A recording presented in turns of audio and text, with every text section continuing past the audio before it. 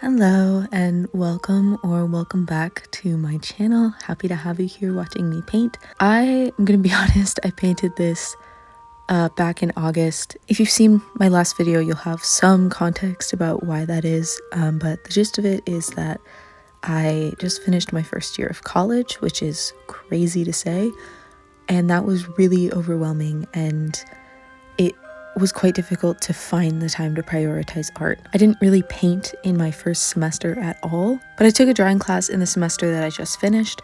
Obviously, I couldn't film anything for YouTube in that class, but I have some of those pieces on my Instagram.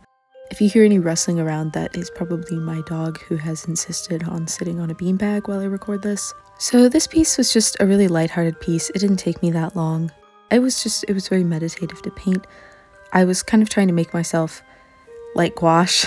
That was going to be the original title for a video, but I lost half the footage, so I just have this piece.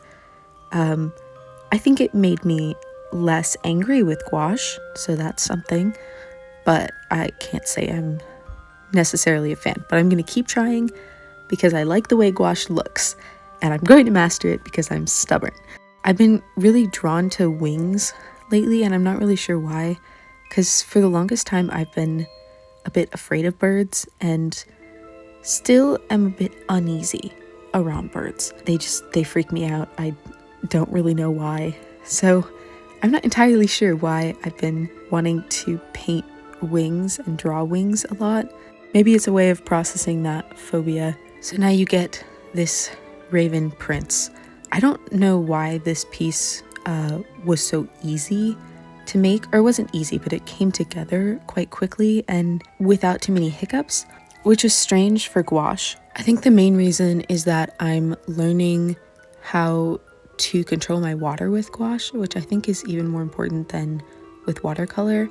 One of the biggest barriers for me when I was learning watercolor was figuring out how much water to put in the brush and how to control the amount of water in the brush, and how that impacts the painting you have.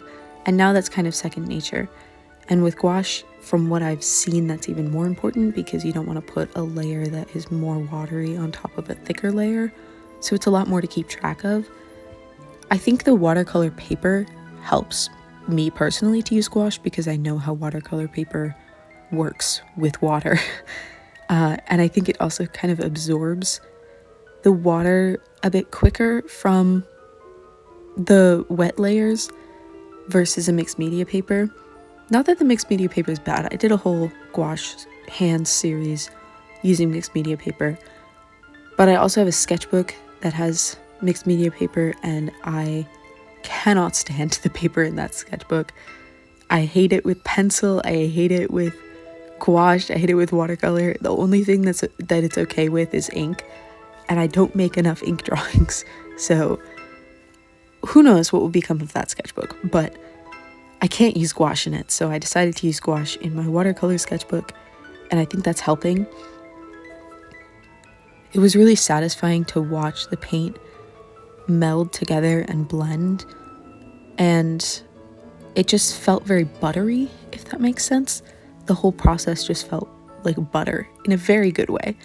So hopefully I can pull from that and recreate it now, a year later, going back to gouache, and not want to throw it out the window. I'm really happy with this little guy. I think the face was really challenging because it is so small. You can kind of see in some of the clips that the face is about the size of the top of my thumb, so a little bit bigger than my thumbnail. I really like the colors that I chose and the way that I mixed them.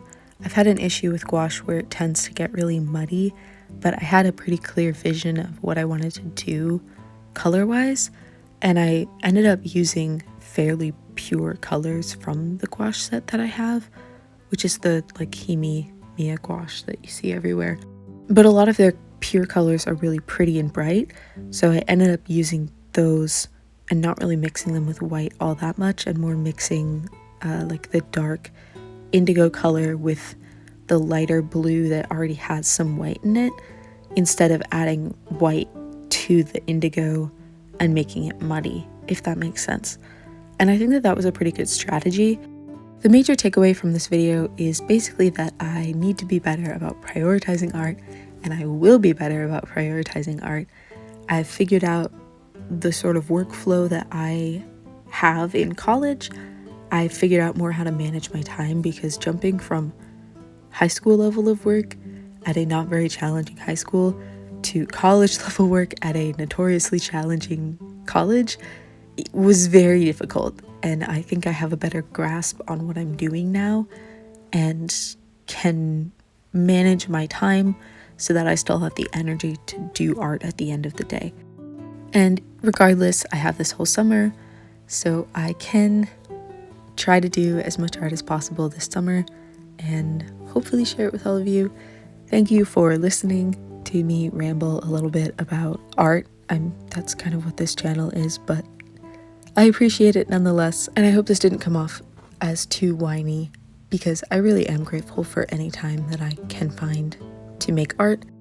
I hope that if you are an artist, or even if you don't consider yourself to be an artist, that you are able to also find more time for art in the next week, next month, next year, whatever time you're able to carve out for art. I hope that you enjoy it, and I hope you have a great rest of your day wherever you are, and I will see you later.